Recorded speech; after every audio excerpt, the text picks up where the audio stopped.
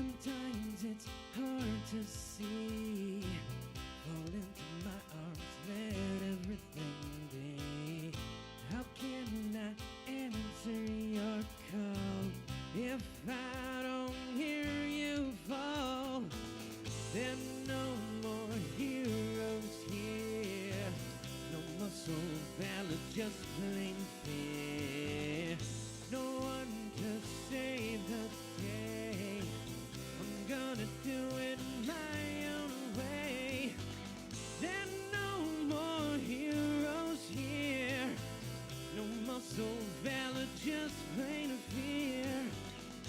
No one to save the day. I'm gonna do it my own way.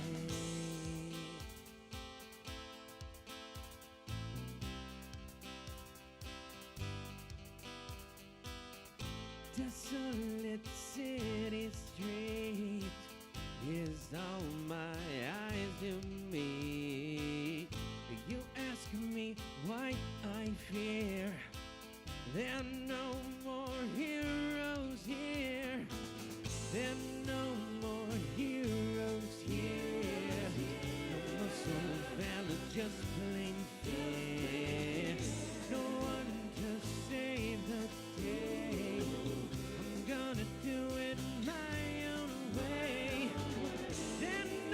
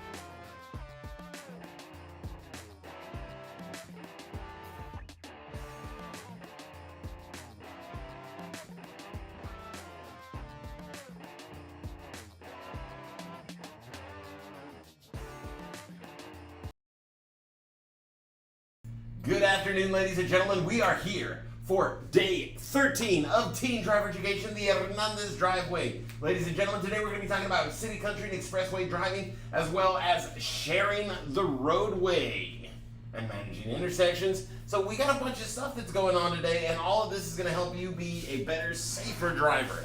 So get your ears on, get ready to rock and roll, because we're going to jump right in, right? All right, folks, and hi, everybody. Hope everyone's having a fantastic day. My day's pretty good. I was getting caught up on She-Hulk on Disney because the last episode for this season comes out tomorrow, and I binge watch. I don't do that whole wait weekly. I've moved past that. I have evolved past that puny state, like the Saiyans. All right, folks. So city, country, and expressway driving, the Hernandez Driveway. Now today we will be going over two different PowerPoints. So don't get excited when this first PowerPoint finishes up. We'll be moving directly into the next one. All right, so adjusting to urban traffic. Okay, there's two main problems with city driving. Okay? Number one, the number of hazards, and number two, how close they are together. All right.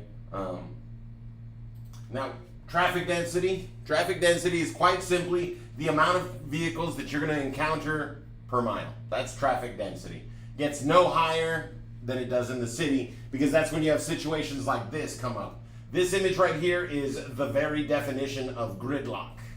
Gridlock is when vehicles are literally bumper to bumper, no space to, adjust, move, change lanes, nothing like that, and traffic is just progressing along very slowly. That's gridlock, and that happens in the city. It can also happen on the expressway when the HTS breaks down. When people don't know what to do, we can also encounter this sort of stuff on the expressway because, person A didn't know that lane ending 1,000 feet means I need to move over now because in 1,000 feet I'll be causing a problem. Okay? But in urban situations, how do we drive safely? Well, in urban situations, in city, when traffic's like this, we got to use that IPDE, Smith system, and zone control. All right? We got to identify, predict, decide, and execute. We got to aim high in steering. We got to leave ourselves an out. We've got to stay seen. We've got to keep our eyes moving in that orderly visual search pattern. We got to be going inside, outside, back, forward. All right. And we got to know if our zones are open or closed. Now in gridlock, obviously they're all closed. But by signaling, by communicating with the other drivers, zones can be open because it just takes one person to make a decision for that zone to pop open, folks. So don't be afraid to use your communication devices such as your turn signals, your hands, your voice to let other drivers know what's going on. All right. Managing time and space is critical inside the city. All right. Now, in the book it says 3 seconds, but how many seconds should you have between your car and the car in front of you? 4 seconds, 4 to 5 seconds for moderate speeds for inexperienced drivers. All right. Speeds faster than that, we want to add a couple extra seconds of following distance to whatever normally is safe. This allows you to have plenty of time to react no matter what the situation ahead is like. Right? Because that's just kind of how it is, folks. That extra space is going to give you extra time to think, predict, decide, and execute. Right? And without that extra time, you may not have enough.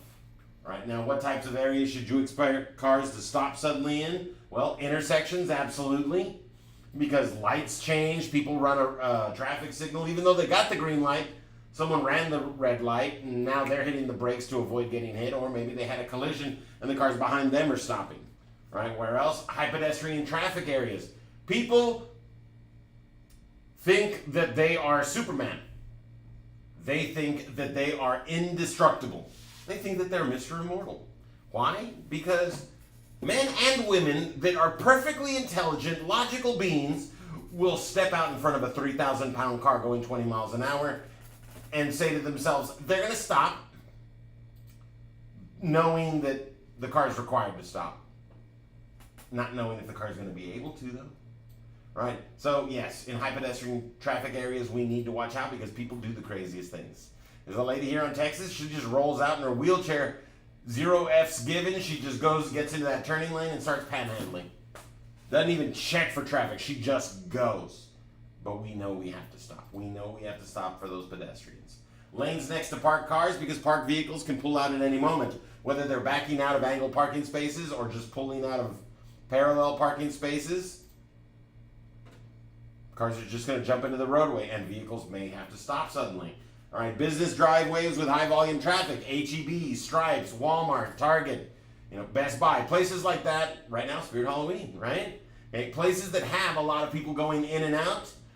There's going to be a lot of cars stopping suddenly because someone went out ahead of them or someone turned in ahead of them and they needed to slow down and stop to allow that vehicle ahead of them to finish their maneuver, right? Because what's the most dangerous part of the roadway? Intersections. Whether you are a person walking on the road, a sports enthusiast rollerblading, skateboarding, bicycling on the side of the road, or an individual enjoying a ride in a car or driving a car on the road. Regardless of which of those you are, if you are part of the HTS, then intersections are the most dangerous place to be. Why? Because everywhere two roads pass, or two cross, anywhere two paths cross, the opportunity for someone to do something wrong opens up.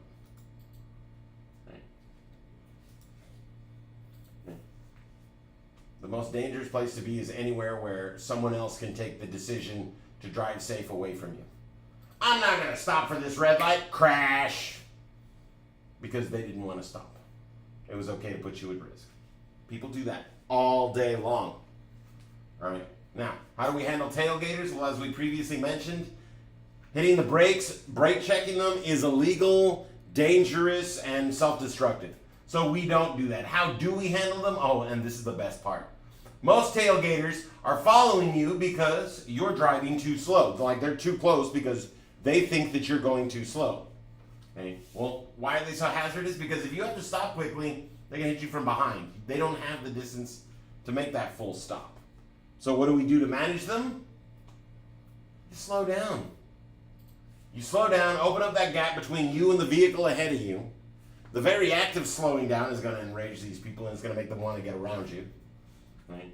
But we slow down and open up that gap. Why? Because if something happens up front, we need to take that extra time to stop safely because we can't just jam on the brakes because we got Elmer Fudd riding our tail. That's that guy from Looney Tunes, if you don't know who Elmer Fudd is. All right, now, so increase your following distance, double it. Whatever it was, double your following distance. Increase it by 4 seconds would be awesome, because that's going to be double essentially everywhere. Okay? Why? It's going to give you more time to respond, because under no circumstances can you just emergency brake. So add the distance they should have to the distance you already have, so that you can start slowing down cautiously and still stop before arriving at a collision, at a problem. Okay? But you slow down. It's amazing. You just slow down, open up that gap, and they hate it. The reason they're so close to you is because their tiny mind doesn't understand that if they're 50 feet back or 5 feet back, they're still going to arrive at their destination within 2 seconds. They feel that position on the roadway is more important than life itself, and it's not. But that's what they're risking, life itself. Now, look ahead while staying back. When larger vehicles are in your front zone, staying back further will allow you to see past the vehicle and be able to read light traffic signals at an intersection. You'll be able to see traffic approaching the intersection better. You'll even be able to see the rest of the traffic on your roadway. Because if you're following too closely to a larger vehicle, all you can see is the back of that vehicle. All right? As you're approaching traffic signals, if a light is red, why are you accelerating? Right? Take your time arriving at a red light, because it's not going to change to green any sooner. But if you get there and the light has already changed to green because you took your sweet time getting there, you don't actually have to stop. It's a little less gas, a little less wear and tear, and a little more satisfaction in your life because, I got to keep going. Everyone else had to stop. All right? Covering the brake. Anytime you are approaching an intersection, whether the light is red or green, all right? As we're approaching the intersection, we take our foot off the accelerator to start slowing down, and we cover the brake, using the brake as necessary. But just covering the brake anytime you're not currently accelerating means you already know you shouldn't be going faster, and you're ready to stop at a moment's notice.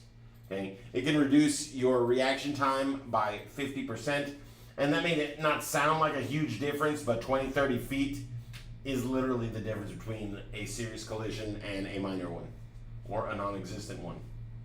Okay? Adjusting your speed, pick the best speed and lane for where you're going. Because the speed limit is just that, the limit. Just because everyone else is speeding doesn't mean we get to. And if the environment, if the situation, if your condition or the condition of your car does not permit for speed limit driving, for everything that doesn't, we slow it down. Because it's more important to get there than it is to get there fast. Right? And then select your best lane, right? Be in the best lane. If you're going to be turning to the right, if you're going to be exiting soon, be in the rightmost lane. If you're going to be turning left or going towards the left, be in your leftmost lane, because that's the lane you're going to need to be in to make the turn. Okay. And then characteristics of rural traffic. Rural is just like the actual term for farmland and country and all that fun stuff. All right. Now, for the roadways, the materials vary greatly, and maintenance doesn't always or ever occur on some roads. All right. You will run into situations where it would be crazy to drive down that road because of the way the weather conditions have been. But it's still a road, and it's still usable 90% of the year. But during those times of extreme, say rain or snow or whatever, it becomes unpassable or dangerous, right? That's a normal thing. Google Maps does not always know about that, right? But the tow truck people will gladly inform you. Well, heck, any idiot from the area that told you you can't take this road, you just got to go up by another half a mile, and there's a good road there you never get stuck in. But this one, you get stuck in the mud every time if it rains even just a little. And I was like, well, it's a good thing I'm not from here. Otherwise, I'd feel real foolish for not knowing that. And he's like, yeah. But that was a road. It was on a map. It was one that I was taking because that happens. All right. And potholes, damage to the roadway, we need to be ready for these kind of things when we're in rural situations. Because though the road's been great, well, a pothole happens when a chip in the roadway occurs. And potholes grow when those unrepaired chips keep getting hit and hit and hit. Every time a car hits it, another little pebble gets knocked loose or gets a little more loose until it's going and growing and going and growing, and then you have a giant pothole. And people will fight to have these things fixed, but it can take a year or two sometimes. So now everyone that drives through there, if they're not being careful, if they're not paying attention, they can run into messed up situations. So especially when driving in rural situations, be on the lookout for those little those little roadway hazards that can just crop up on you. Now, speed. Most country highways have a speed limit of 55 miles an hour. However, depending on the road, you may need to travel much slower. The fastest you will travel on any road with intersections is 70. All right, but gravel roads, attempting to stop quickly or turn quickly on a gravel road is kind of like a Scooby-Doo cartoon where the bad guy attempts to run or stop on marbles. You just slip because you do not have a firm grip on the roadway. Yeah, you've got traction on that loose gravel, and that's what's giving you that momentum. But when it comes time to stop, it's not providing you that great stopping power that you need. So we need to slow down and drive more cautiously on gravel roads. We need to slow down, anticipating a turn much more, and we need to be ready to stop carefully, because just slamming the brakes in those situations can cause you to go out of control. Right? So we treat it kind of like when we're being tailgated. Make sure you have plenty of room to stop between you and the car ahead of you, because gravel roads suck. Right? But it does happen. All right, let's go. Next slide. There we go. So passing and being passed. All right. Decide if it's worth it. Decide if it's legal, if it's safe. If it's illegal, you will have a solid yellow line on your side of the roadway, or you will have no line of sight. If you don't have a line of sight, it's not legal. All right. If a road is twisty and bendy, it is not legal to be passing there. Even if the road lines are faded and you can't see them anymore, still not legal. You need line of sight. So if it's not safe, it's not legal. If it's not legal, it's not legal. And safe, well, to be safe, you need to be able to see down the road for at least 30 seconds. You need to see a half a minute of uninterrupted road, and that's for slower speeds. At higher speeds, you need to see over like at least a mile's worth of roadway at any given point in time, because that's how far you're going to travel attempting to pass someone at those kinds of speeds. Okay. Now, after you verify it's clear, you should be able to go 10 miles an hour faster than a car when passing them. That means that if they're not going 10 miles an hour under the speed limit, like let's say they're going 50 in a 55, it's not permitted to pass them. It's not safe, nor is it legal to pass them, because you can't accelerate those 10 miles above. Why is that important? Because 5 miles faster than them is 7.5 feet of distance you're gaining on them every second. Well, since we need to put close to 200 feet between us and the car we're going to pull in front of, and we're going to start from at least 100 feet behind, if not further, that could take a minute or two if you're only able to go 5 miles an hour faster than them. Okay? Now, at 10 miles an hour faster than them, you're going 10 or 15 feet every second. All right? And that means in a period of 30 seconds, you could have gained on them a total of 450 feet, and that is enough to go from safely behind them to safely ahead of them. Okay?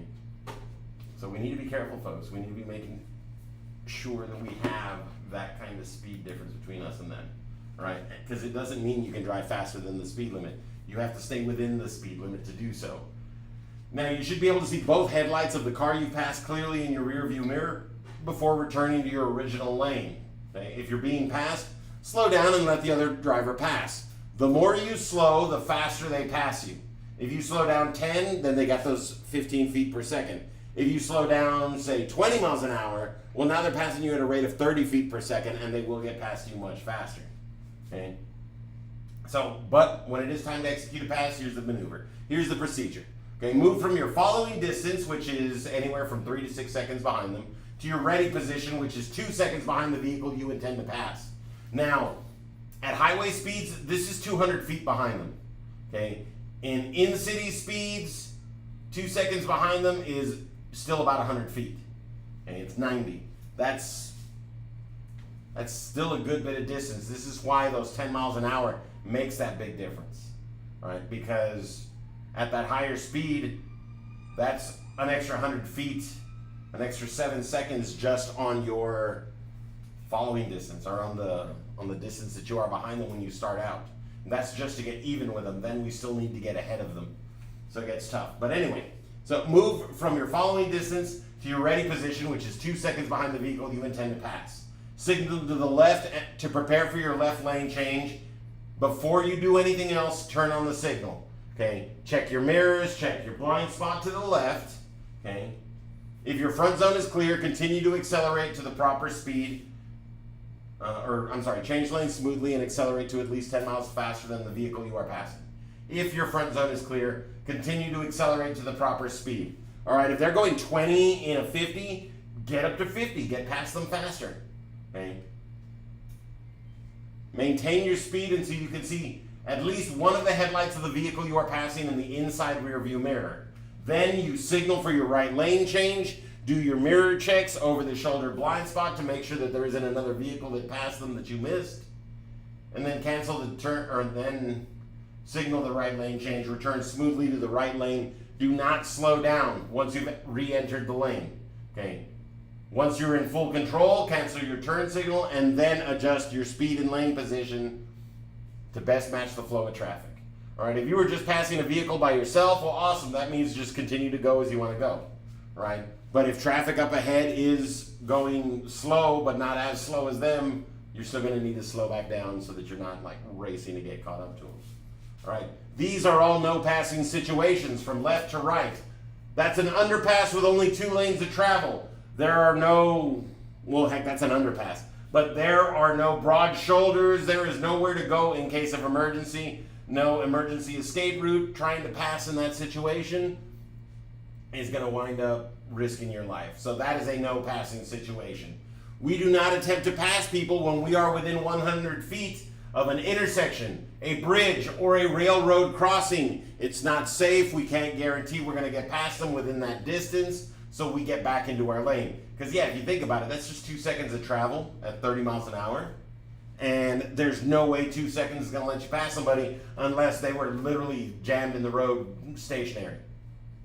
Then you'd be able to get far enough to just securely pass them, right?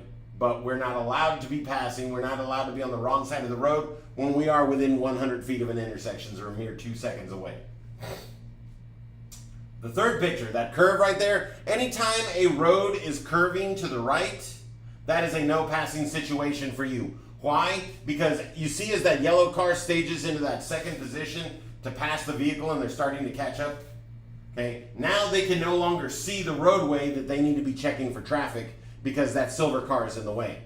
And when that silver car coming from the opposite direction finally becomes visible to them, here in about another half a second, they're going to have to change speed, drop speed real dramatic, and slide over just to stay okay.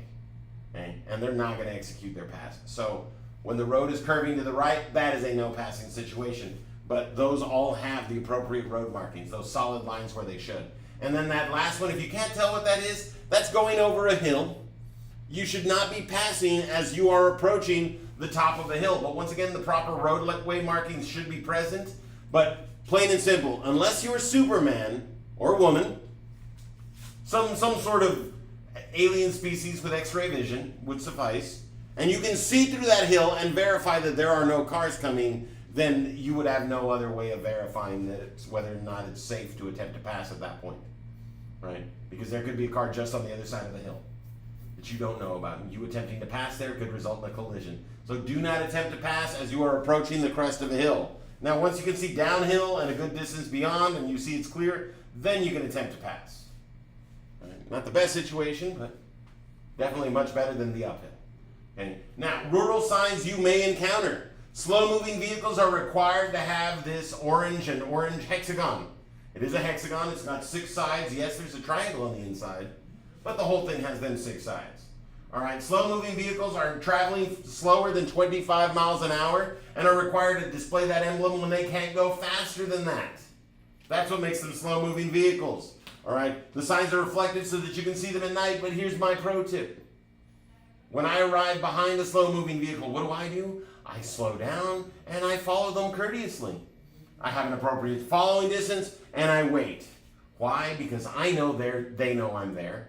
They heard me approach. They can see me behind them in their mirrors. And I wait patiently and I just follow them. Once they have the opportunity to get out of my way, they will, and they'll wave me through so that I can get going, right? And that is the fastest way to get around a slow-moving vehicle. Your other option is to do this. Beep, beep, beep, beep, beep. Now, once you've honked, I don't know, once, they're aware you're there. Honk 20, 30 times, and at that point, they're just going to be like, oh, okay, well, I'm just not going to let this person pass me until they can get around another way. Because they're not legally required to let you pass them. If they're on that road, they're legally entitled to it. Okay, so be courteous, they'll be courteous with you.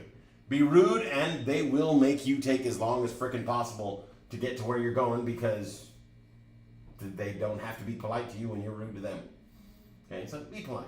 Right, and then animals. Now right there it says often do not give warning. That doesn't mean Bambi's going to jump out and be like, whoa, Steve, me and the buds are going to be crossing the road tomorrow around 7, so if you could just not be there. It's not going to happen. I don't know why deer surfers, but, you know, they seem kind of like dumbasses to me because they get hit by an awful lot of cars, even when they see the car coming. And surfers always struck me as that. I think it's all the blows of the head that we take. Sand hurts.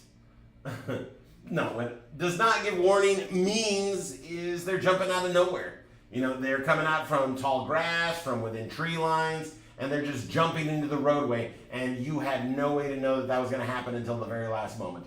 That's what often does not give warning means. All right, so whenever we see those signs that tell us to watch out for animals, the deer crossing, and even when they get weird like crab crossing, the place that has a crab crossing sign, if you disregard that, you're going to have some instant regret really fast. And then you're going to wind up crashed in an area that is just covered in crabs that have carpeted the roadway, and you're going to be stuck in your car because you're not going to want to climb out. All right, so when you see those signs, trust them. Slow down, drive carefully, and especially in those areas with the tall grass or the bad visibility out into the wood line, you know, give it them extra few miles slower just in case, you know, Bambi decides that he's done seeing summers, right? Because some animals will total your entire vehicle and walk away from the accident after snorting at you. Like, punk, and they just go, right? And that's real stuff. Moose destroy vehicles. Oh, and another little pro tip for you, something that southern people don't really get because we don't get moose down here, but car horn is kind of like come at me bro in moose. If you honk your car horn at a moose, you have a 50-50 chance that that moose is going to tear the front end off your vehicle. And if you don't think they can do it, 18-wheelers are the ones in the biggest worry because those air horns of theirs are basically 100% come at me, bro. And there's videos of them getting mauled by moose. So just don't mess with a moose, all right? Because, look, there's even a sign for it. Moose will total your car. It's not a joke, real stuff. I thought it was funny, and then I saw a moose next to a horse, and I was like, oh, that's why they total cars. Because that thing's probably like some ridiculously lifted SUV, not like a little economy car that moose just wrecked, because moose are ginormicus. Like 8-9 foot tall at the shoulder. It's well, probably not 9 foot, but like 8 foot tall at the shoulder seems reasonable, and that was terrifying. All right, but rural signs you may encounter. All right, now all of these may seem a little amusing to you. All of these are real signs. I saw the caution falling cow sign. I thought it was hilarious for about 10 seconds. And then I turned a bend, and there was, if you've ever seen the movie Tremors, or if you've ever dropped a jar of pasta, a glass one, not a plastic one, it needs to be one that can rupture, either of those will give you a pretty good visual idea of what happened to the cow. And the reason is because pastures have like cliffs too, and you know, snakes scare cows, or coyotes, wolves, whatever, scare cows. Cow runs, bad brakes, and off a cliff, and then momentum kicks in and splut. It's disgusting, but yeah, real stuff. I doubted it for like just a few seconds, and then I was like, oh, that's real stuff. I need to get moving because I don't want to be here when the next one drops. All right. The cliffside, you know, driving off into the ocean, that's because in California, in coastal states and cities, They really like that beautiful scenic view. We want people to drive our road and admire how pretty the ocean and the cliffs and everything is. And so they make roads in super dangerous places. And yes, they are gorgeous, they are beautiful, but if you stop paying attention, you can go off a cliff. There's a book that I read that was actually the premise to how a killer faked his own death. He just drove off a cliff in California. But yeah, so you're going to run into these things. All right, because you never know what kind of sign you're going to run into out in the country. You know, bear crossing signs may sound kind of funny, or a bear invading a picnic table may look like an amusing sign, but the legit stuff that they're warning you about is a 1,200-pound murder machine may be attracted to your picnic basket. Don't mess with them. That's really solid advice. That's advice that saves lives right there. All right. Because they may look fake, but they're all real legitimate signs. And for real, picking up hitchhikers is illegal. Picking up hitchhikers when you have seen the correctional facility sign is just asking to have your picture posted on the news. And not in a good way. That's like, the sad one, the one where people have candlelit vigils in your name. Okay? Do not pick up hitchhikers, and especially do not do so in correctional facility areas. An individual that's already broken out of jail pretty much no longer cares, because just doing that's going to get you another 20 years if they catch you. So they cannot get caught. They've already made that decision. All right. And then advantages of expressways. All right. Cross traffic is eliminated on expressways. Why? Because we have divided lanes. We have that barrier, that median between opposing lanes of traffic. So it's very difficult for someone to be coming from the wrong direction. All right, pedestrians and non-motorized and slow-moving vehicles are not permitted on most expressways because, once again, this is to make things safer. Pedestrians would not be safe on an expressway. Slow-moving vehicles would not be safe on an expressway. And, non-motorized vehicles, bicycles, really not safe when everyone's driving 70 miles an hour. All right. Wide shoulders and extra wide underpasses provide good escape paths and, places to go in the event of emergencies. All right. Expressway signs are designed to help drivers anticipate conditions well ahead. They let you know about exits a mile in advance, 2 miles in advance, the city 10 miles, 20 miles, 30 miles, 100 miles, 2,000 miles. Like, for real, if the road is eventually going to get somewhere, there's a sign in Texas that says New York, and it's something like 2,000 or 3,000 miles, something ridiculous like that. But in Texas, there's a sign telling you that way to New York, and it will take you straight there. Okay. Now, entering an expressway. This right here is the most dangerous kind of expressway on-ramp, because this is one of those ones where those two lanes become one. And anytime you're merging lanes, you need to do everything right, and the people in the lane existing need to do everything right to ensure everybody stays nice and safe.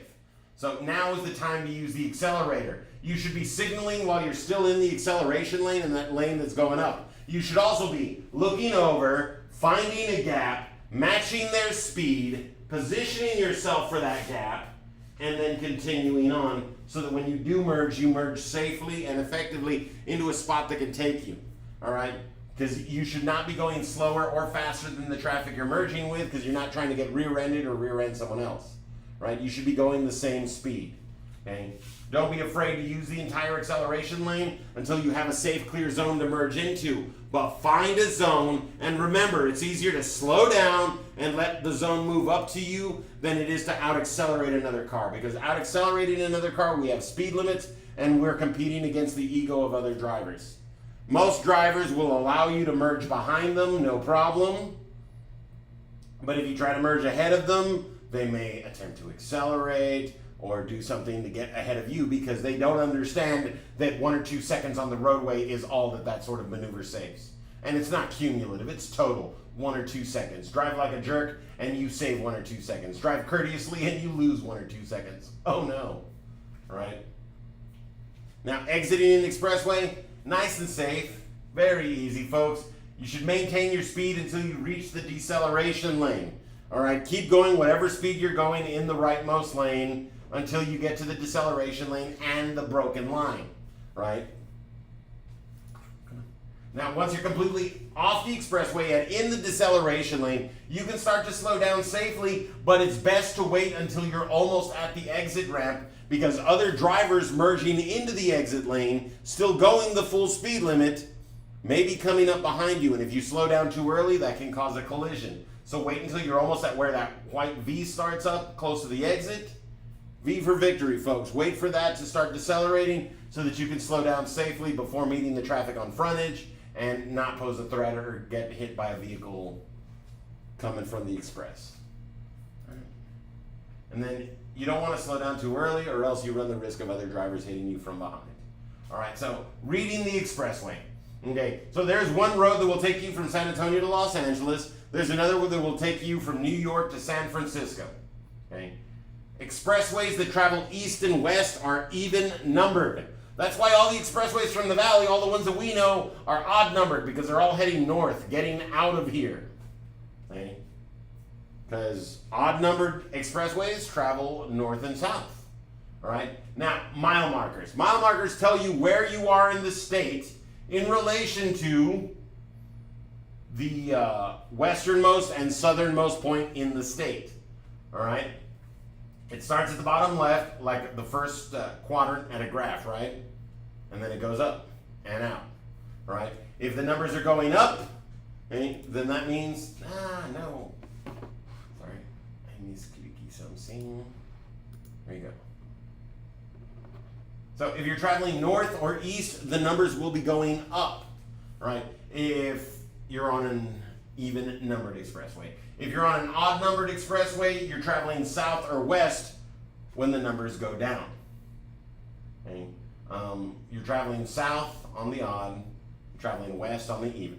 You're traveling north on the odd, and you're traveling east on the even. All right, that doesn't change. It's numbers going up. You're either going north or south, or you're going east or west. Numbers going down, you're going west. Numbers going up, you're going east. All right. Now, exit numbers correspond to mile markers. Okay. Before the mile marker come the exits. Right. So there is one mile marker, or there's one exit before you reach mile marker 1. Therefore, that is exit 1. There are 2 mile markers between exit 1, or between mile marker 1 and mile marker 2. So those exits are listed as 2A and 2B. Okay. After you cross mile marker 2, there is only one between 2 and 3, so that is exit 3. But between mile marker 3 and mile marker 4, there are 3 exits. So the exits are listed as 4A, 4B, and 4C. That's exactly how they work at all times. Now, for whatever reason, sometimes it's off by a mile or so. It's because roads changed direction and mile markers weren't properly placed, little random things like that. But plain and simple, folks, it's close and it's effective because this means that we can now figure out how far we are from stuff and make sure we're traveling in the right direction, right? Okay. Now let's say you're approaching mile marker 147. All right. The mile markers have been counting down and you're on expressway 2. Okay. Well, if you're on expressway 2, that is an even number. Counting down means you're traveling that way. Means you're traveling west. Okay. Nice and easy, right? So you're trying to get to exit number 122. So now we do a little bit of maths to figure out how far we are from our exit, more or less. All right, so 122 or 147 minus 122, because we're at 147 and we're trying to get to 122. Okay, well, we can delete the 100 from both of them because it's there on both. All right, so 47 minus 22. Well, 7 minus 2 is 5, and 4 minus 2 is 2, so 2, 5. We are 25 miles. A mile marker minus your exit number is the number of miles, more or less, you have to go until you get to your exit. This is fantastic because you know, hey, I'm good for the next half hour, or I'm good for the next 20 minutes. I'm good for the next 15 minutes because you're nowhere near. And you don't have to have that anticipation. Oh my gosh, am I going to miss my exit? Just know where you're getting off and you're good. Okay, 147 minus 122 is 25. All right, that means in 25 miles, more or less, you'll reach your exit. And all of that was figured out without a phone, without a GPS, no calculator, no map, no nothing. Okay? You also didn't have to take your eyes off the road to figure that out. Okay? This is an amazing trick, right? As long as you know what the next exit you're coming to is, you don't have to worry. Oh, we're looking for exit 137. Okay, we're good. And then people are like, oh, can someone check to see how far we are? And you just look up at the exit number and you're like, oh yeah, we're still 22 miles away. How do you know that? I did math. It's okay. I got this. And it makes it easier to be a more confident driver. Okay, when you know what exit number you're coming up to. All right, so, learn the big ones when you're going on those long trips. Now, posted speed limit signs indicate, here, let's just skip to the ones with the answers, because we've got 2 of these today. So, boom. Posted speed limit signs indicate maximum speeds, but only under ideal conditions. All right? We may not drive any faster than the speed limit on the sign, regardless of what any person tells you. They are fibbing or misinformed, and fibbing because of that. Now, which of the following provides information and warnings about the driving situation ahead? Posted speed limits. Well, Mr. Norris, how exactly is a posted speed limit going to tell me about what's down the road? Well, if the speed limit's going down, you're approaching a city. If the speed limit's going up, you're driving away from a city. If the speed limit's going up, that means you're going to be encountering less individuals, less houses, less traffic. If the speed limit's coming down, you're going to be encountering more individuals, more traffic. Boom. Some knowledge. All right. A freeway interchange does not have entrance ramps and acceleration lanes. Freeways have intersections. Highway, freeway, intersections. Expressway is the one that has the divided lanes, the entrance ramps, the acceleration lanes, all that wonderful stuff that makes it so easy to use, right? When is passing a vehicle on a 2-lane highway, when passing a vehicle on a 2-lane highway, when is it safe to pull back into your lane? All right, well, once you can see both headlights of the vehicle you are passing on your left side view mirror, or better yet, your inside rear view mirror, you are good to go. Okay. Now, you may cross a double yellow line to pass another vehicle if the line on your side of the double yellow line is broken. If the line on our side is broken, that's telling us we can pass. If it's solid, it's telling us you shall not pass. If it's a double solid line, nobody passing. Because that's what it is, right? Solid yellow lines on the roadway indicate no passing situations. Not a carefully, not a cautiously, not a if it's not busy. Never. Okay? Now, I'm going to give you a scenario where it's okay to cross that line. All right? There is a giant pothole in the roadway. And it takes up your entire lane. And you are driving and there is no traffic coming from the opposite direction, and you just have 2 lanes and it has that double solid yellow line. While you get around that pothole, you move over, you signal, you move back, and boom, that's fine. Okay? Situations like that where there is no traffic, you will not be putting anyone else in danger, and you are not attempting to pass an individual, you are attempting to avoid a hazard in the roadway. That's when we get to cross the double solid yellow line, no other time. And your first choice needs to be not to do so. Can I do this without doing this? And if I do this, is this going to be 100% safe? If you cannot say that yes, it's 100% safe, and yes, that is your only option, then you wouldn't do it because you have another option. Okay? It's extreme situations like that. So we do not pass solid yellow lines. Just tell yourself no. Okay? Now, you are driving at a posted speed limit. Most of the other drivers are driving 70 or faster. You may legally drive no faster than the posted speed limit. And if not all conditions are ideal, you could still get a speeding ticket for going that speed. Now, mind you, they've got other people to go after, not you. Yes, but life's not fair. That person's going 90. Yeah, well, I didn't catch them. I caught you going 65.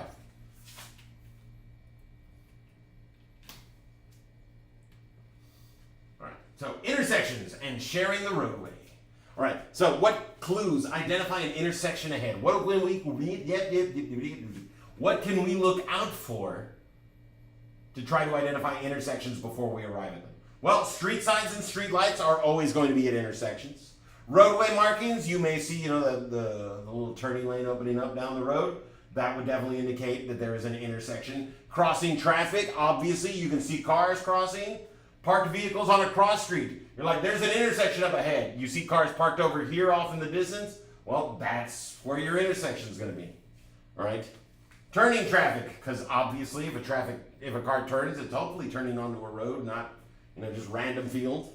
Right. Rows of fences and mailboxes. Fences surround the property. If the property is ending due to a road, the fence is going to stop before butting up with another fence. That's a clear indicator that there's a corner right there.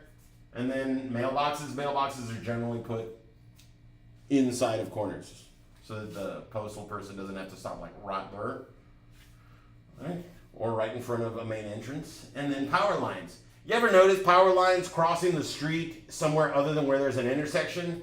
Very low probability of such, because most of the time, like 99, maybe 98.5% of the time, when a power line crosses a roadway, it's at an intersection. Why? Because this provides them the ability to work on that without having to completely block down a road. Right? So yes, power lines wait for intersections to cross over. The more you know, right? And now, approaching intersections. What zones do you focus on? Well, we focus on our left front, and our right front. Why? Because, well, we're approaching the intersection, and that's where trouble's most likely to come from. All right, what are we looking for? We're looking for line of sight restrictions, which are, trees, buildings, vehicles, plants, okay, anything that's going to block your ability to see traffic coming from those directions to the right or left, okay? So at crossing traffic, step one, as we're approaching the intersection, we look. We want to see, hey, what's traffic doing? Okay, we got these cars coming, but they should get through before I get there. Okay, step two, we've got that stop sign, so we prepare to stop. We stop completely behind the thick white line, and we do our full checks, right? First, we check to the right. Okay. Check left, then continue through once you've made your full 3-second stop, right? For making a right turn, okay, check your front zones for pedestrians, check your rear before the stop, because you could have a vehicle following too closely. We need to stop more cautiously if that's the situation. Then check left as you start to turn. Why? Because when we're making a right turn, we're only crossing into one lane. And so the only lane of traffic that we really have to concern ourselves with is vehicles coming from the opposite direction going in the same one we want to go. So we look to that direction as we go into the turn. If we see cars are too close that are going to hit us as we complete the turn, then we stop, we wait, we let them through, and then we go. All right, but if we see that it's safe and good and we'll be able to turn and start accelerating before the vehicle arrives, then awesome, you're good to go, make your turn. Okay, continue through and match speed of traffic. For a left turn, we're literally crossing every possible lane when you're crossing, or when you're making a left turn on a 2-lane. Okay. When you're making a left turn on a 4-lane road, 2 in each direction, 1 lane does not get crossed, but that means that danger could be coming from any of the cardinal directions. All right, so check your front zones, make sure everything's good and safe before you make that left turn. All right, and then continue evaluating through the turn. Look left. As you start to pull towards the middle, you start checking to the right, checking forward, because that's where cars could be coming from once we're past that center point. And then as we're turning, we check behind us and ahead of us to make sure that we don't have someone racing up to us, and we make sure that we continue through without holding up traffic or hitting someone ahead of us. So you continue on. But left turns are about that look. We got to start here, make sure they ain't going to hit us, they ain't going to hit us, they ain't going to hit us, then we're going through. There's a lot of looking. Now, stale green lights, any light that has been green for a long time and you don't know how long it's been green, or it's been green for an extended period of time, we treat that as a stale green light. You don't know when it's going to turn yellow. All right, what do we do to prepare for them? You slow down. Take your foot off the accelerator. If you arrive at that thick white line denoting the turning lane right as you approach the intersection, that last 100 feet or so, and the light is still green, you will make it through. You're good to go. Okay? If you are outside that line and the light goes yellow, you will have the distance required to stop. Right? Reduce your speed. Get it down. Right? Use your pedestrian signals that you can see while approaching the intersection, if they're available, to determine when the light's going to change. Right? Because they will let you know exactly. If the light's going to be green or is still green, you're going to see a little walking dude on the one straight ahead of you. because the people crossing in the same direction you're crossing it are going to have a little walking dude when you have the green light. Now, once you see that hand come up and the hand starts blinking, the countdown to your yellow light begins. Once the hand goes solid again, boom, the light turns yellow. If you are not in the go zone, then you will have room to stop. If you're in the go zone, you'll have room to make it through the intersection. Okay? But that's right there, just that last little bit of the intersection. It doesn't take a lot of distance to stop at those slower speeds. All right? After the light's turned yellow, once it goes solid, it's going to turn red. On the ones with the numbers, it's telling you exactly when it's going to change. So the countdown's letting you know, this is how much time you have left. If it's at 6 and you've still got a good distance to go, just start preparing for your stop. If it's at like 18 and you're almost there, then get ready to rock and roll because you're going to be able to make it through. Okay? But use them. Use your better judgment and figure it out. Okay? Because those are awesome when they're there because it lets you know exactly when the light's going to change. Right? And then we've got a delayed green light. Sometimes you'll have a sign like this. It says oncoming traffic has longer green. It may even be a sign that says delayed green light. Wait for green. Okay? This means you could be waiting upwards of 20 minutes before the light's going to change green for you to cross over. If this doesn't work for you, you have two options. One, suck it up and wait. Or two, make a right turn, which is legal to make a right turn on red after your 3-second stop. Drive down, make a legal U-turn, either using a parking lot or the roadway itself.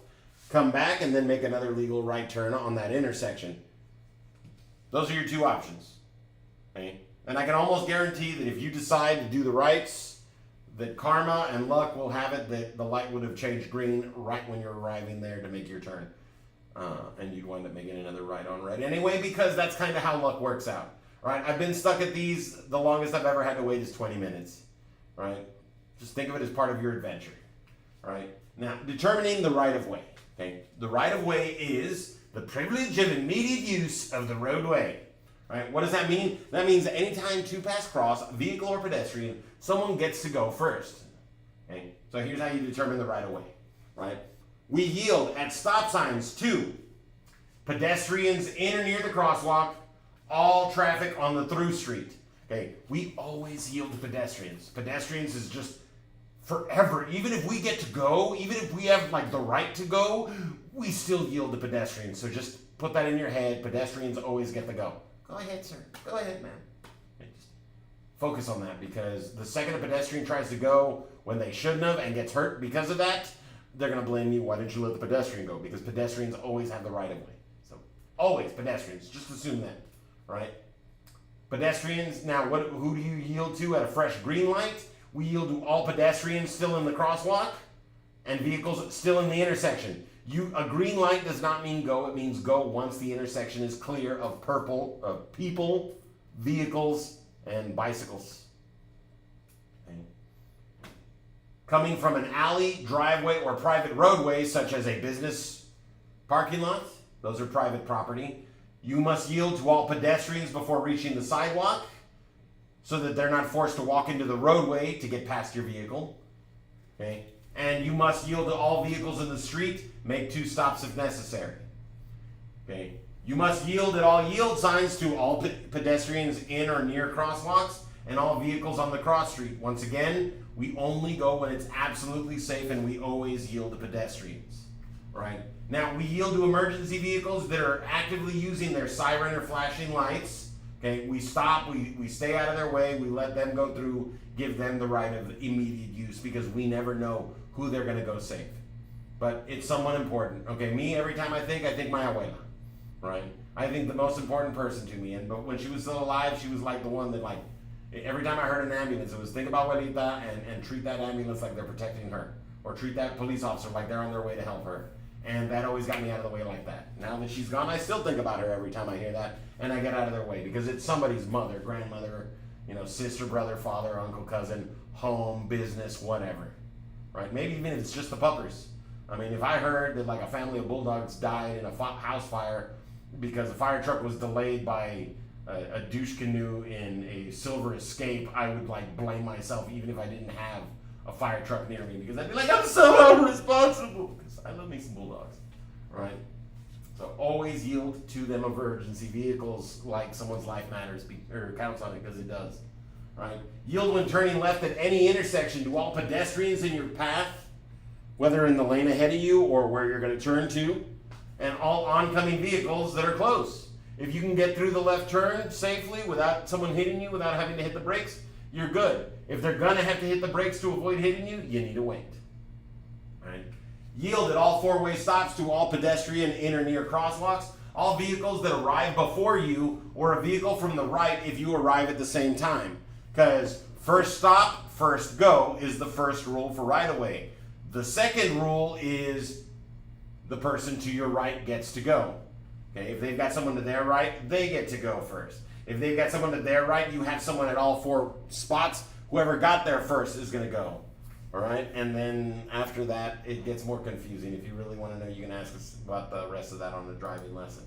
But we've got sharing the roadway with motorcycles. All right, this is an awesome little video that is a really great instructional set on how to share the roadway with motorcycles and keep them safer. Okay, because people forget to look for motorcycles. I've owned a motorcycle and a motor scooter, and both of them have been wrecked due to other people not noticing me or doing the wrong thing with me on the roadway.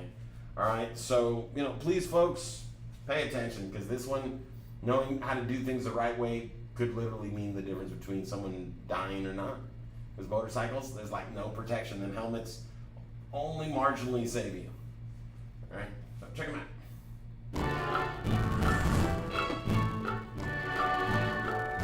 And this guy. In order to determine the correct following distance behind a motorcycle, you take the distance, you multiply it times 2, you divide it by 4, and add a hypotenuse of a right triangle. Correct following distance isn't rocket science. It's good common sense. The most important thing to remember is that you are sharing the road with motorcycles. They have the same roadway privileges that you have. Following distances are different for motorcycles. In most cases, a motorcycle can stop in a shorter distance than your car. You are learning that 3 to 4 seconds between you and the car in front of you is satisfactory. For a motorcycle, you should try to leave 5 or 6 seconds. A motorcycle doesn't take up an entire lane. As a driver, you must allow a rider all the space in that lane. Don't crowd a motorcycle. The rider may have to swerve to avoid an object in the road. And don't cut into a motorcycle's lane when you pass it. Give a motorcycle as much space as a car. You don't need a ruler or protractor. Just give a motorcyclist the space he or she needs to safely share the road with you.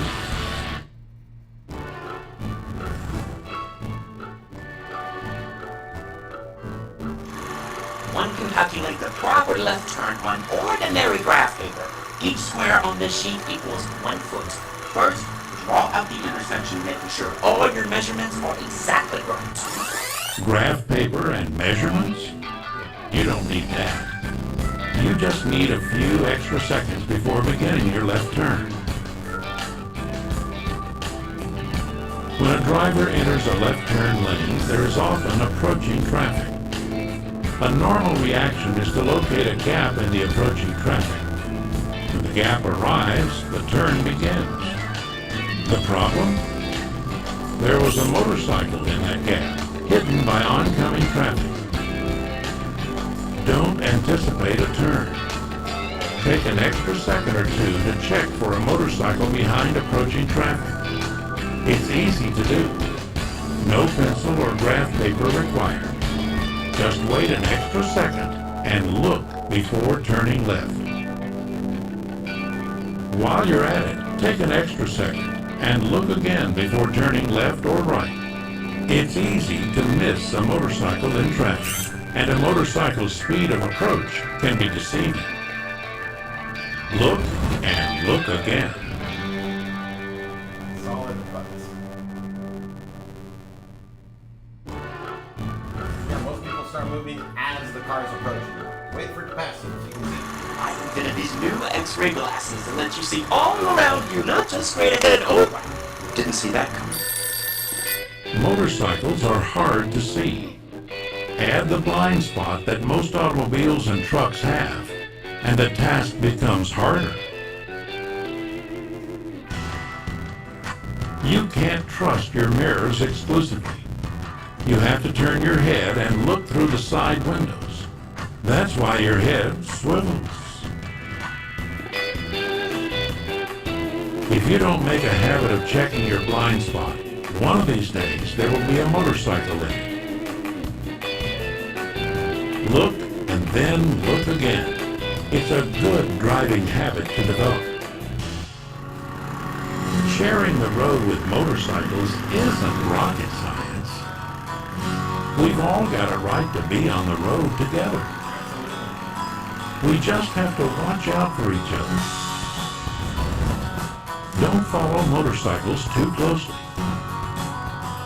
Wait an extra second or two to make sure the roadway is clear before turning left or right.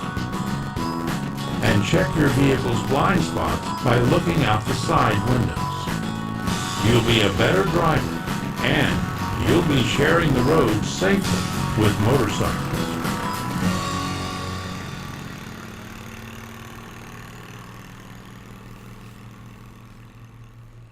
And motorcycle riders are taught to stay out of blind spots because it is very easy to get missed. And getting clipped on a motorcycle pretty much always instantly causes them to just fly off the bike. You cannot accidentally bump a motorcycle and have things work out okay. There we go. So now we've got Curtis and sharing the roadway with trucks. And here's another great video. And it expresses a lot of the mistakes that people, especially down here in the valley, make. The only thing that I'm going to say to amend this before the video starts is it tells you that, you know, don't attempt to pass a large truck if you're within a mile of your intersection. And in my humble opinion, the safest thing we can do, just like not using the cell phone on the roadway at all, when it comes to trucks, is just don't worry about getting ahead of them.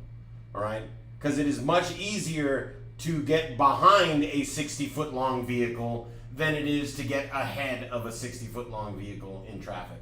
I mean, it's just, you know, for me that's common sense, and that's how we got to be thinking. Is just don't worry about them couple extra seconds. Just it's easier to just exit from behind or merge up into the lane from behind. It's harder to get ahead of people, especially when they're motivated and not let you ahead of them. Right, so sharing the roadway with trucks.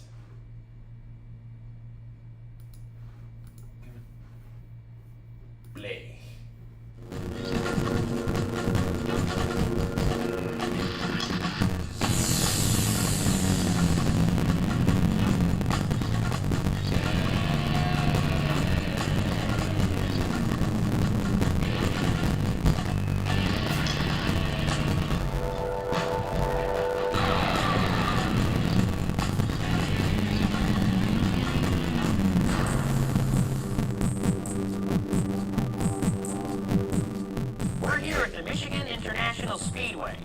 This place is huge.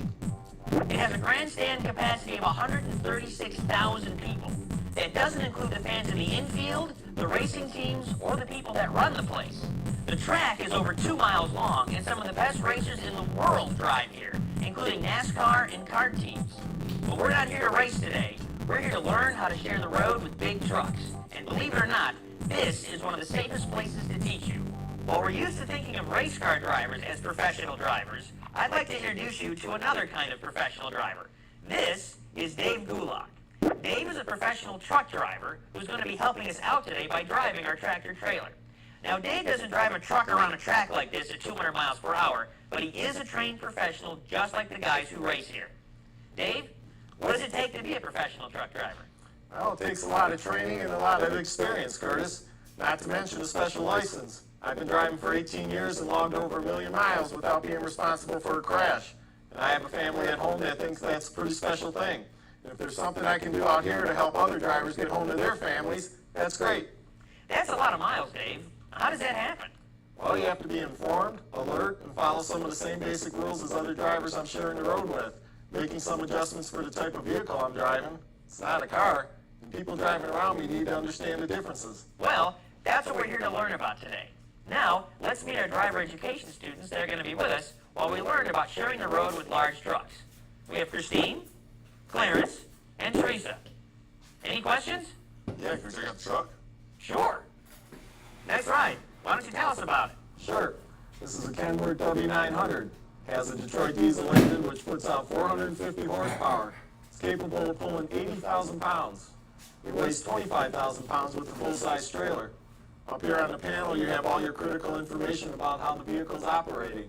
You have your engine speed, your road speed, your axle temperature, your air pressure thrust. And down here, you have your 13-speed shifter, which takes us through all the gears we need to move that kind of weight over different grades. You got your radio and your tape player, your CB radio, and your seat belts. I always buckle up in my trunk, in my car, and so do my passengers. Back here you have your sleeper cab, and out here you have all the mirrors we need to keep visual contact on all the traffic around us. That's a lot of mirrors. That is a lot of mirrors. And truck drivers need them to see what's going on around them. Now let's go outside and learn about blind spots and no zones where truck drivers can't see you. What you're seeing here is a truck in 3 lanes of traffic with cars in front, on both sides, and behind. Now from here, we can see the truck and the cars. From inside the truck, we can see all the cars. Hey Dave, can you see any cars? I can see 4 cars.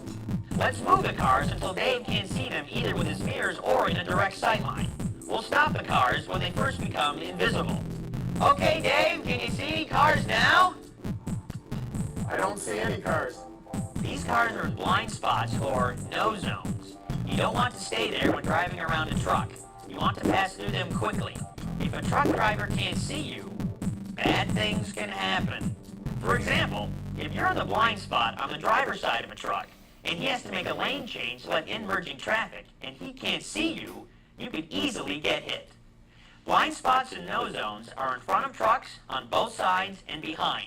They're different for different trucks, but they all have them because of their size. A good rule to remember is that if you can't see a truck's mirrors, the driver can't see you. Blind spots are areas where truck drivers are unable to see your vehicle. Stay out of these no zones whenever possible and move through them quickly when necessary. If you are unable to see the driver in his mirrors, he's unable to see you. We're standing here at the entrance to pit row. One of the most dangerous things in racing is getting on and off the track to make pit stops for fuel and tire changes. That's because merging and exiting with traffic around can be difficult. It's really not any different than getting on and off our freeways. You have to deal with tight spaces and changing rates of speed. And just like in racing, the other vehicles may not be able to change what they're doing. Dave, what are some concerns that truckers have when dealing with cars entering and exiting the freeways? Well, when getting onto the freeway, you gotta pick your spot and go. You don't want to get caught next to me at the last second, because there may be vehicles on the other side that you can't see, and I might not be able to move over. When leaving the freeway, you don't want to pull too closely in front of me, and don't slow down abruptly in front of me. Big trucks can't slow down as easily as cars. Exactly. Let's go out on the track and see what good merging and exiting looks like. From up here in the truck, we can see our merging traffic coming pretty clearly. Our student driver has picked a spot in front of the truck and has matched the flow for a smooth entrance just ahead of us. Now we're in the car behind our truck, and we're going to see how to make a proper exit around the truck. Passing the truck, we make sure we travel quickly through the blind spots. When we're safely ahead where the driver can see us, and we can see his headlights and the truck's front tires in the rearview mirror, we use our turn signal and enter the lane ahead of him. And here's the important thing. We maintain our speed until we enter the exit lane. Don't slow down when you're in the lane with the truck. When merging into moving traffic, pick your spot and go. Move with the flow of the traffic as closely as possible. When exiting, wait to enter the deceleration lane before slowing down. Always pass trucks on the left. Always signal your intention as early as possible. If you're within a mile of your exit, don't try to pass. Pull in behind the truck and wait until you can safely turn into the exit lane and decelerate. Never try to race a truck to an exit. Unless you've got more than a mile. Right? Dave, earlier you mentioned that trucks can't slow down as fast as cars. How big a difference is there? Massive. There's quite a bit. It can pose some real problems if we're not given the proper space.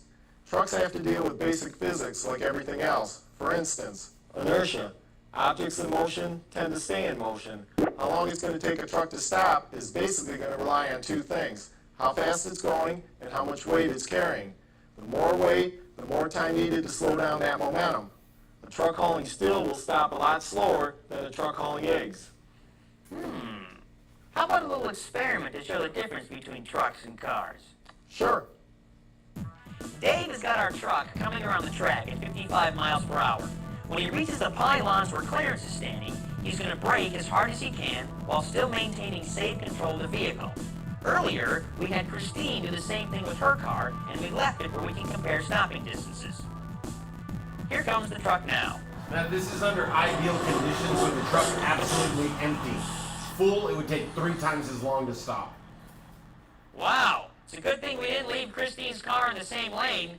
Our truck went 40 feet beyond where the car stopped, and the trailer was empty. This represents a best case scenario for stopping a truck. So how much distance do you need in front of a truck in order to stop safely? Well, that depends. The important thing is to stay alert and be aware of the trucks around you. Always leave yourself an out, and remember, the trucks are looking out too. This chart shows stopping distances for cars at 30, 40, and 55 miles per hour. It includes perception and decision time, reaction time, and actual braking time. For trucks, you can safely add 20 to 30%. For an empty truck. I'm standing in the middle of an intersection. But don't worry, it's an intersection we made here at MIS to show you some of the problems we encounter with trucks off the freeway. The first item I'd like to bring your attention to is this big white line. It's here for a reason. You need to stop behind it. If you stop in front of it, trucks and other large vehicles won't be able to complete their turns without hitting you. For example, Teresa is in the left lane waiting for the imaginary light. She's past the white line. We're going to mark where the front of her car is and move her car back behind the white line. Dave is going to make a left-hand turn in the truck. Let's see what happens.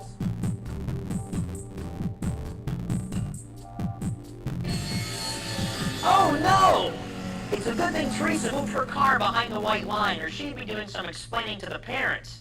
At a busy intersection, you might not be able to move your car. Then you've got a big mess. If you are the first vehicle to arrive at an intersection with a traffic signal or stop sign, make sure to stop behind the white stopping line. Trucks need space in front of the line to safely complete turns.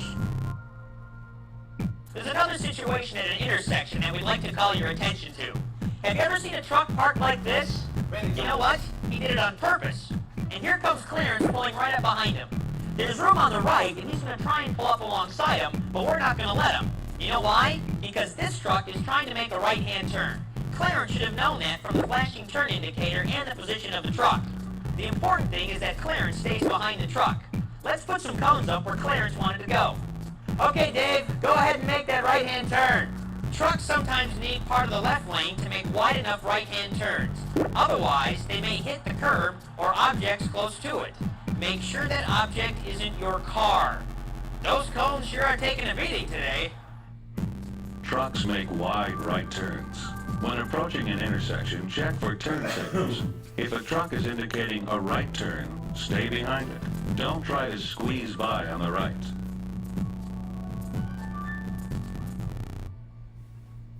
All the things we've talked about today are important elements to sharing the road with big trucks. They'll all help you be a safer driver and get you home in one piece.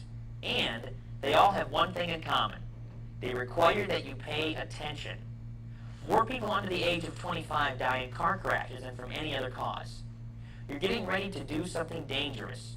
You need to pay attention. Don't let friends or the radio station or a mobile phone take your focus away from what you're doing. Driving. Stay focused. Now let's review some of the things we talked about today. Remember that trucks need more space to turn than cars. Always remember to stop behind the white lines at intersections to leave room for them. Trucks have blind spots just like cars, only bigger. Travel through them quickly and never stay in them for prolonged periods. Trucks make wide right-hand turns. Check for turn signals when you see trucks at intersections and leave them space. When merging into moving traffic, pick your spot and go, matching the flow of other vehicles. When exiting, wait to enter the deceleration lane before slowing down. If you're within a mile of your exit, don't try to pass. Pull in behind the truck and wait until you can safely turn into the exit lane and decelerate. Smart thing to do. Trucks need more time to stop and slow down than cars do. Never brake abruptly in front of a truck. Remember, these rules apply to all kinds of driving. And thanks for taking the time today to learn how to share the road with big trucks. Dave has driven over 1 million miles without a crash. If you keep these ideas in mind, maybe you can do that too. Be safe.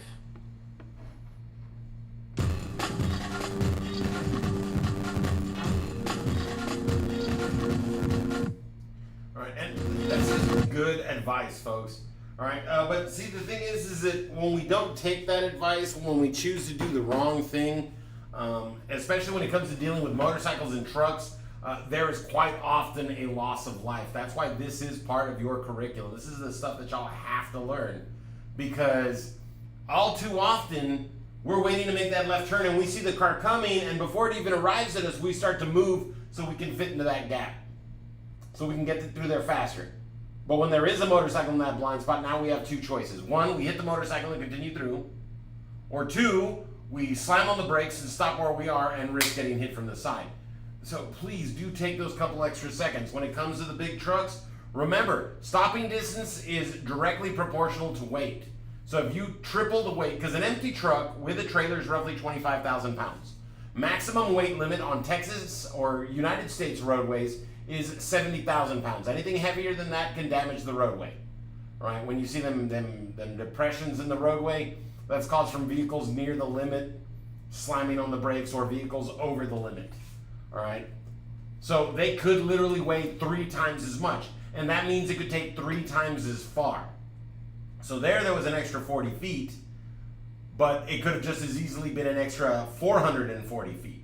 Right? So do not slam on the brakes when you've got an 18-wheeler in any kind of vicinity behind you and it doesn't have anywhere to go.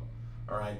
Even if the situation looks like it may need you to slam on the brakes, remember what the options are. Remember what can and will happen when it comes to a fully loaded 18-wheeler. Now, we're going to check out some safety checks on the safety bar on the back of an 18-wheeler, because even those vehicles are required to have safety standards, right? And when their equipment works properly, it stops your vehicle before you slide underneath that trailer, that cab, and it prevents massive injury, loss of life. When their safety equipment fails, well, lives fail, because that's when we do go under, that's when we experience massive amounts of trauma. So let's go ahead and see a few of these where we're having a vehicle first is going to hit it completely, then half the vehicle hits, then 30% of the vehicle hits, and then we're going to check out a successful versus a fail on the safety equipment. And I'll point out exactly the point which the crash test dummy would have died on that fail. But let's start here. Okay, 100% at 35 means that the whole car's hitting and they're going 35. There we go. Boom. Right. Vehicle strikes nice and clean. The safety equipment does not fail, and the vehicle is stopped before the trailer gets to the cab, before the trailer gets to where the vehicle or the passengers are. Right. All right. Used to be when this sort of collision would happen, your engine could be pushed to the back and cause injury to you. So if you drive an older vehicle, that's still a thing. But if you have a vehicle that's like a 2008 or newer, the engines in those are designed to be pushed down by this sort of collision. And that pretty much guarantees that you don't have to worry about the engine crushing you, and the safety equipment will wind up doing its job and saving your life. Right? And all this stuff gets tested regularly, folks. So this is how they make us safe, by running these tests and destroying perfectly good cars to make sure that their safety equipment is doing what they're doing. All right, so next one. All right, this car is hitting the trailer at 35 at half width, meaning 50% of the vehicle is going to strike, 50% will miss. And boom, and we see that the vehicle wedges in a little bit further. It makes it just a few inches more. That front windshield is completely destroyed in this instance, but still the passenger compartment is devoid of trailer. Everyone made it because the safety gear did exactly what it needed to do, and your vehicle did exactly what it needed to do. It came to a stop before you went under the trailer. All right. And it's amazing how strong these materials are. All right. So now we're going to see 30% overlap. This time there's more swing, more crush distance. This collision would hurt the least out of the three. This one would cause the least injuries to the driver, but also puts you in the other lane and would open you up for a secondary collision. All right. This is why it's important that we're paying attention when we're driving, because this one also goes in the furthest on the driver's side. That one almost breached the driver's compartment, but because all the equipment is up to date, everything is working the way it should be, no worries, and the driver would have limped away from this just fine. Right, and I love this one right here because we see that all that destruction and the equipment doesn't fail, and that is amazing because it is withstanding a ridiculous amount of force right now because it's all hitting on that little metal bar. Fantastic. Now we're going to see pass versus fail, and then we'll see the fail by itself. All right. So here's what happens when the vehicle passes, goes in, that bar stops it, and the vehicle rotates, pivots, crush distance, reduces force. On a failure, that bar bends, and now the trailer becomes a shearing force going over the top, and only until it's sheared enough through for the resistance to have stopped your car does your vehicle stop. Let's look at that from some other angles there, right? There it is. Bam. All right. Now we're going to watch it again. Please watch the crash test dummy's head. Front seat, front seat, front seat, front seat, front seat, back seat. At that point, your head would have been in the back seat. No longer attached, most likely. And I actually once had a conversation about this very unlikely situation, and the person in the back seat very plainly said to me, God would want y'all to be decapitated so that our legs would not be broken. Because my solution to this was, what if we just like threw the seats back into the laying down position and broke your legs to save our lives if we did ram into the back of a trailer? I don't remember how the conversation got started. It was kind of morbid. But the consensus from the people in the back seat was, no, God would want y'all dead so we would be just fine. But that's people, folks. So most pedestrian collisions occur. All right, pedestrian collisions. Most of them occur during rush hour, at marked crossings, during normal weather, or at intersections. Where is the most dangerous place for pedestrians? Right? You are driving on a city street and have the green light, but a pedestrian foolishly begins to cross the street ahead of you. You should tell the pedestrian to return to the curb, citizen. You do not get permission to go. Can you drive behind him as he crosses?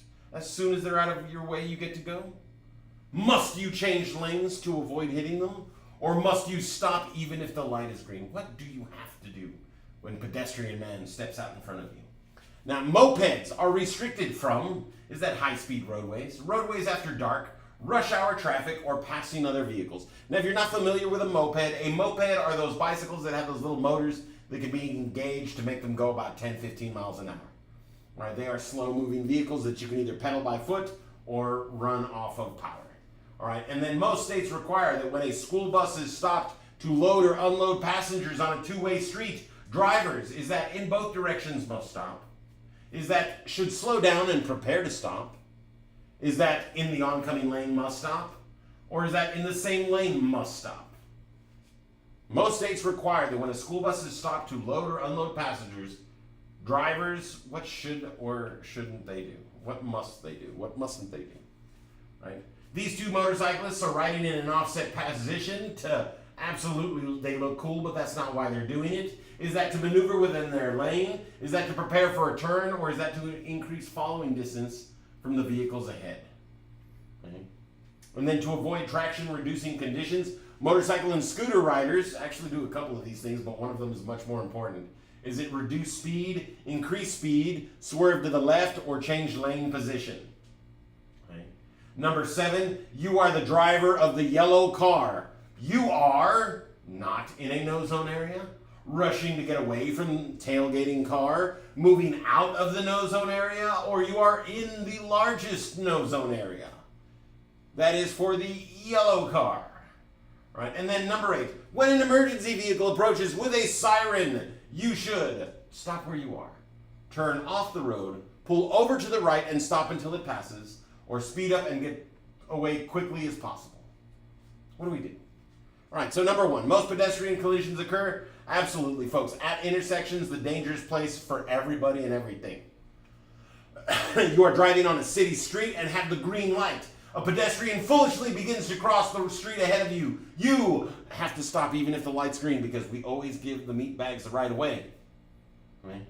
Because, you know, the car gonna be fine. The car will continue to run. The car can have some parts replaced and be good to go. A person, not so easy. Right? People can take years to recover from being struck by a car or die from being struck by a car. So we're just not allowed to hit them, period. Mopeds are restricted from high-speed roadways as they are slow-moving vehicles. Right? Most states require that when a school bus is stopped to load or unload passengers on a two-way street, drivers should slow down and prepare to stop. You only have to stop if they're still loading or unloading when you get there. But every state requires you to slow down and prepare to stop in case they are still loading or unloading when you get there. All right? These two motorcyclists are riding in an offset position to be able to maneuver within their lane. Should a hazard come up and they're riding side by side, they may not have the room available or necessary to both avoid the problem. Okay? So they ride like this so that they're not interacting with each other or not interfering with each other as they do move. Okay? Number 6, to avoid traction reducing conditions, motorcycle and scooter riders change lane position. You want to go to where the curve is going to take the longest to complete, not where it's going to take the shortest. Because the shortest is that sharper turn, that tighter curve, and that's where momentum will get you. You go to that outside edge on it. That's why cars in NASCAR will go to the inside when they're trying to pass, and on the curves they'll go to the outside to try to maintain control. So they change lane position, and so you will see motorcycles moving from left to right in the lane as the road bends, as the road curves. So be careful with that. Give them the room they need. Now you are the driver of the yellow car. You are in the largest no-zone area. That 18-wheeler has no idea you are there. And if that silver car were to back up a little bit, that 18-wheeler may have it in their mind that they can now safely move over. Do not be the invisible person. Always be seen. Smith system. Do not drive in people's blind spots, please. And when an emergency vehicle approaches with a siren, you should. If the road is not wide enough for 2 lanes of travel in each direction, that means 2 going that way, 2 going that way. Does it mean that it's got 2 lanes? No. It means that it is wide enough. Either that 1 lane is just big enough for 2 lanes of travel, or there's the lane and a shoulder wide enough to be a travel lane. If you do not have at least 2 lanes worth of width, you must pull over to the right and stop until the emergency vehicle passes. If you do have 2 lanes worth of roadway, pull over to the rightmost portion of the road and slow down by 20 miles an hour or more. Okay? Because if you slow down by 20 miles an hour, that means that the emergency vehicle will be passing you at 30 feet per second faster. All right? Now, that is the end of today's live stream assignment, lesson, videos, coolness, awesomeness. Any questions, issues, or concerns? Anything else that anybody needs to talk about? Any other questions that have yet gone unanswered, and you want to resolve that? Because today is day 13 of Teen Driver's Ed, folks. We got tomorrow's live stream, and the next one, day 15, we will be posting that final assignment that is due on Saturday. All right, but that will be our last day together. We will not be having that day 16 class because the day 16 assignment is massive and will take you a long honking time. All right, but does anyone need to know anything, want to know anything? Anyone have any questions, issues, concerns, anything that they're still not sure about, want to get to before we're done with class? Because this is the last opportunities and we got a little bit of time to get it done today, folks. All right, and while y'all are doing that, I set up today's assignment. Now, today's assignment does come with 5 separate chapters. It's daunting, I know, but y'all have some extra time, so you'll be good. And I set that up to post before class because historically, I mess this thing up a lot. I have a hard time getting it up on the first posting, so I made sure to have it ready to rock and roll for y'all. But anything that I can help y'all with before we're done with class, I'm not seeing anything. I'm going to give it just one more little minute. But yeah, folks, you know, we're getting to the end, so please Remind your parents that final payment for those of you that haven't paid off the course is due Saturday. If they need extra time, have them give our office a call and set up the expectation. Be like, hey, we're going to call up on Friday, make a payment, or on Saturday, make a payment, and then 2 weeks later, we'll make the rest of the payment and finish paying it off. You know, just so that we're not bugging them. And also for those of you that are going to be paying it off, remember, ask when you can pick up the certificate if you do make that payment in person or over the phone. That way, if you've already got everything done for the certificate, they can give it to you right then and there, or let you know right then and there when it will be available for pickup. All right, because you know, it's the certificate is what you need to take. Now, when we give you that envelope does not automatically count as a permit. You need to get all the stuff required that's in that checklist, take that to DPS, and turn that in. Now, once you turn that in, what they give you will be a printed permit. It's not a difficult process. You just got to set up that appointment and show up, go turn everything in. All right? That's how you get the permit. So once you do that, then you can start scheduling drives. If all you have is an envelope and you show up for a drive with the certificate we gave you, that is not a valid permit. We cannot take you out. We cannot legally take you on those 7 drives until y'all get that permit in hand, whether the printed one that they give you that day or the plastic one that you'll get in the mail. All right, folks. But I'm not seeing any questions, issues, or concerns. So tomorrow we will go ahead and review one more time how to get those lessons scheduled. We will go over some of the basics, the rules, the do's, the don'ts, the information that you got to know. Because tomorrow we're going to be talking about adverse conditions and handling emergencies, and we'll have a little bit of time at the end of class. Let's see here. After this week, can we go to do the paperwork, then DBS? Well, as far as paperwork goes, as long as you filled out the contract, the team contract, we've got all the information we need from y'all. Once you've got the payment in full, then y'all can get that stuff to the DPS. Yeah, because really that's what's holding up most people is just final payment on the account before we get you your certificate. But yeah, once you've got that final payment in, you can go DPS and then start coming in for those drives. Or start requesting appointments for those drives. No problems. Alright, folks. Well, I've already gone ahead and posted today's homework assignment. That is up and ready to rock and roll for y'all. I just need to get the live stream for tomorrow set up. So, as always, folks, thank you so much for joining us. Today was day 13 of Teen Driver Education, the Hernandez Driveway. All right, we'll see y'all tomorrow for day 14, handling emergencies and adverse conditions, as well as on Friday for insurance and buying a car, our final live stream class day. Folks, it's been great. I'm so glad that I got to be your teacher. Can't wait. We're going to be finishing up here on Friday. Tomorrow's Thursday. We're almost there. We'll see you then. Folks, same bad time, same bad channel, 5 p.m. for your live at 5 afternoon driving lesson here with Steve. Bye, everybody. Have a wonderful, and hey, observation. Make sure you're working on it because when it comes to driving, that's what keeps you safe. That's what keeps you from getting hit by the crazy people that aren't doing what they got to do. Bye, everybody.